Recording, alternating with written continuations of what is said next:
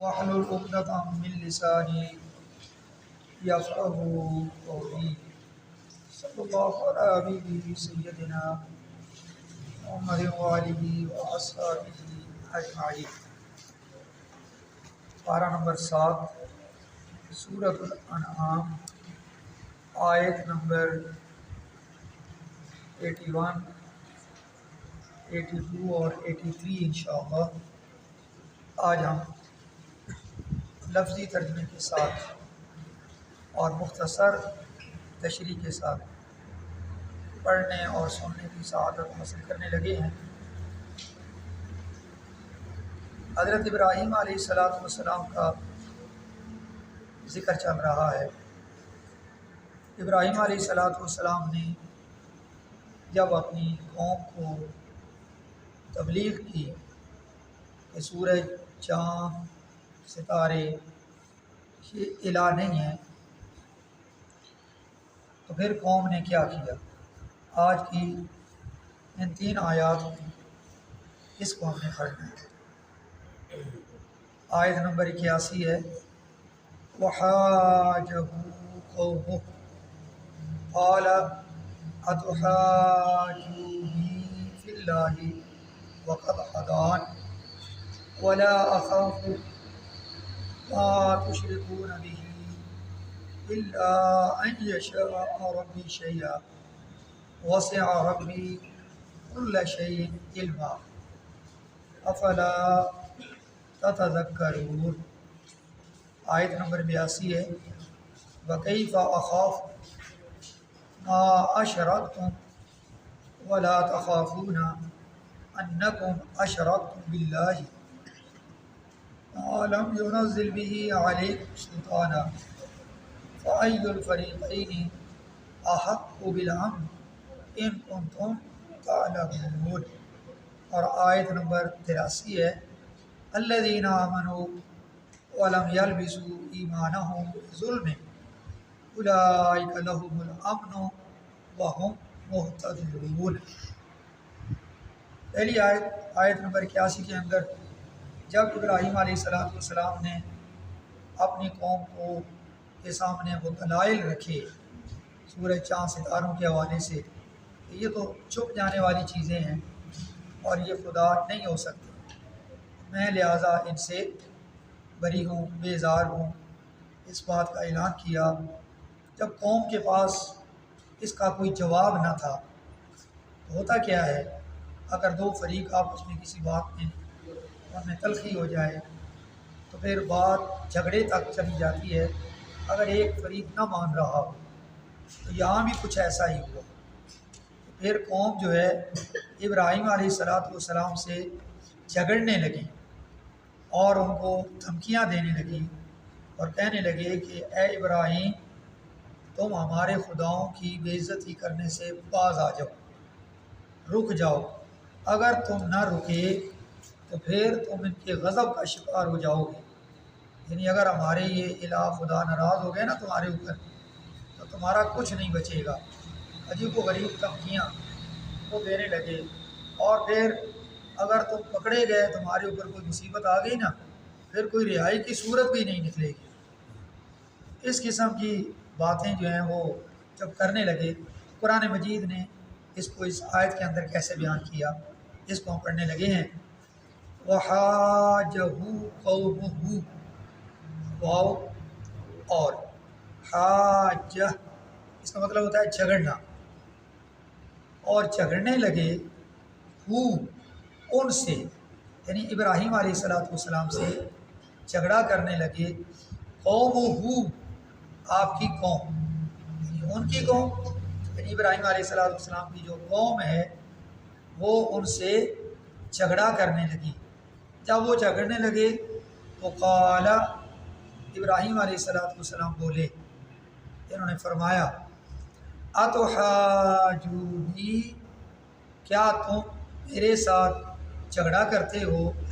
اللہ، اللہ کے متعلق، وقت، حالانکہ، ہدان، اس نے مجھے ہدایت دے دی ہے۔ یہ اصل میں لفظ ہے ہدانی، لیکن یہاں پہ ہدان لکھا، آگے وقف ہے، حالانکہ اللہ نے مجھے ہدایت دے دی ہے۔ کل کی آیت میں ہم نے پڑھا تھا نا کہ ابراہیم علیہ السلام نے فرمایا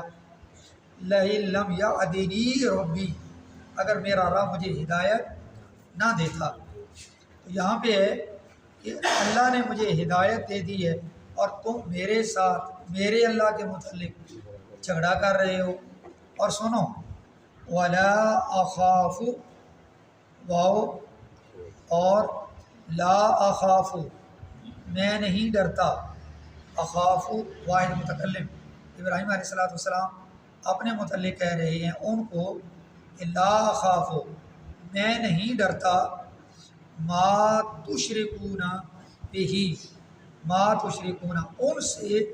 جنہیں تم نے شریک بنایا ہوا ہے، بہ اس کا، یعنی جن چیزوں کو تم نے اللہ کا شریک بنایا ہوا ہے، سورج چاند ستارے یا جو بھی تمہارے یہ الہ تم نے بنائی ہوئی، میں ان سے نہیں ڈرتا۔ ہاں اتنی بات ضرور ہے، اللہ مگر یہ کہ ان یشاء، اگر چاہے، ربی میرا رب، شیء کوئی چیز، اگر میرا رب میرا اللہ مجھے کوئی تکلیف پہنچانا چاہے تو اسے کوئی روک نہیں سکتا۔ میرا رب اگر مجھے کوئی نقصان پہنچانا چاہے، کوئی یہ تم جو مجھے ڈرا رہے ہو کہ اگر انہوں نے پکڑ لیا، ان کی طرف سے کوئی مصیبت آ گئی تو پھر تمہیں کوئی چھڑائے گا نہیں۔ تو سنو میں تمہارے خداؤں سے نہیں ڈرتا، میں تو اپنے رب سے ڈرتا ہوں جو میرا رب ہے۔ اگر اس کی طرف سے میرے اوپر کوئی مسئلہ آیا، کوئی پریشانی، کوئی مصیبت آئی تو اس کو کوئی روکے گا نہیں، وہ آ جائے، تمہاری طرف سے میں ڈرنے والا نہیں ہوں۔ اور سنو میرا رب کون ہے، وسیع، ربی وسیع گھیر رکھا ہے، ربی میرے رب نے کل شیء ہر شے کو، علم اپنے علم کے ذریعے، میرے رب نے اپنے علم سے ہر چیز کو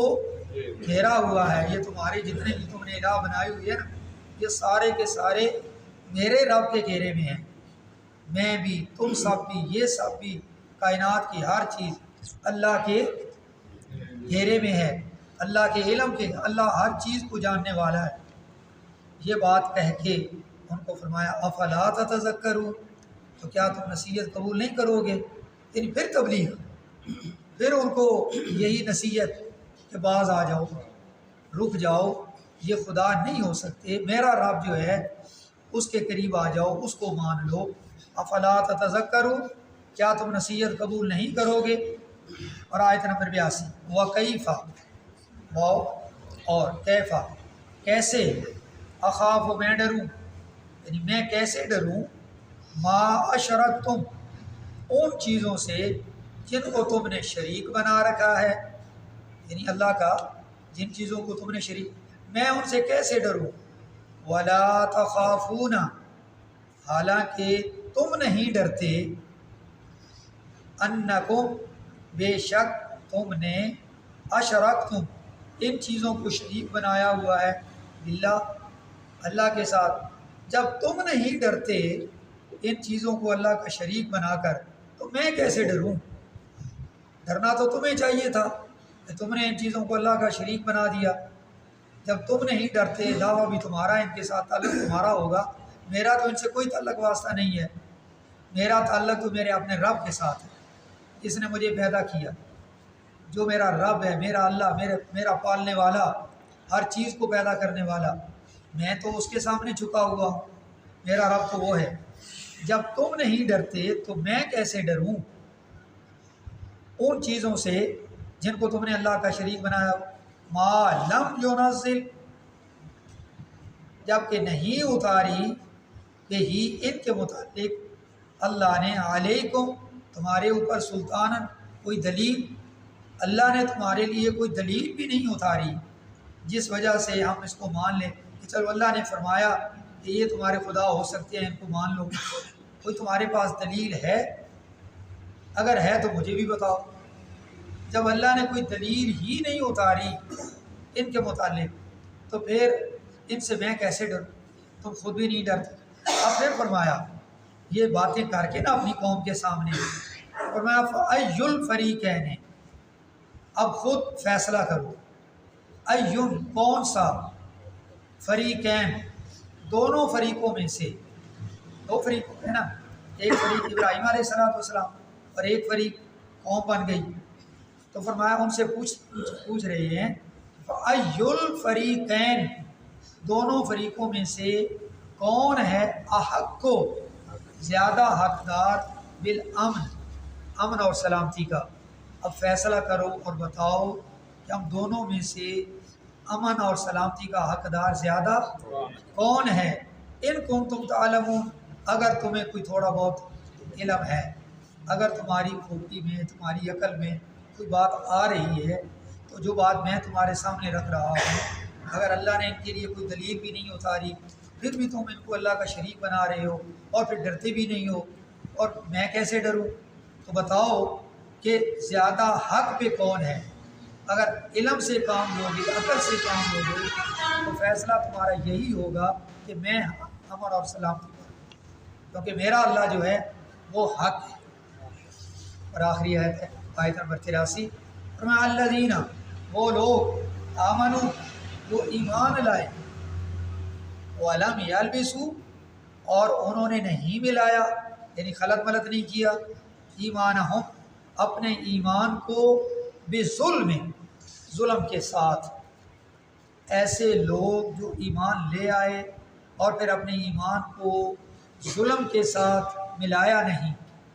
اپنے ایمان کو ظلم سے بچا کے رکھا، اپنے ایمان کی حفاظت کی، اور اس طرح حفاظت کرتے کرتے اپنی زندگی گزاری، اپنے ایمان کو ظلم سے بچا کے رکھا، فرمایا اولئک یہی وہ لوگ ہیں لہم الامن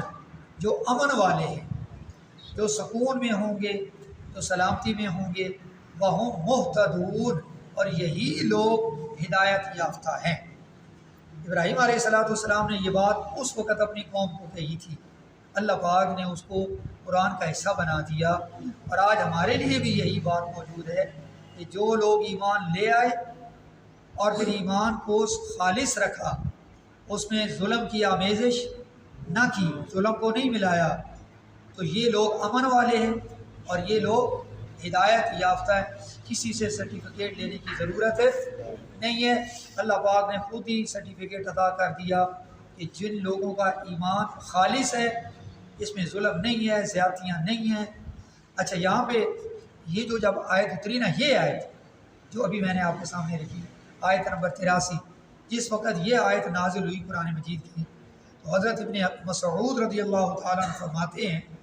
کہ جس وقت یہ آیت نازل ہوئی، صحابہ کرام نے سنی آقا کریم صلی اللہ علیہ وسلم سے، تو صحابہ کرام بہت پریشان ہو گئے۔ ہم تو پریشان نہیں ہوئی، یعنی میں نے پڑھ دی، آپ نے سن لی، ہمارے اوپر کوئی پریشانی آئی نہیں، ہم نے تو صرف ترجمہ سنا، میں نے پڑھ دیا۔ صحابہ کرام نے جب پہلی دفعہ یہ آیت سنی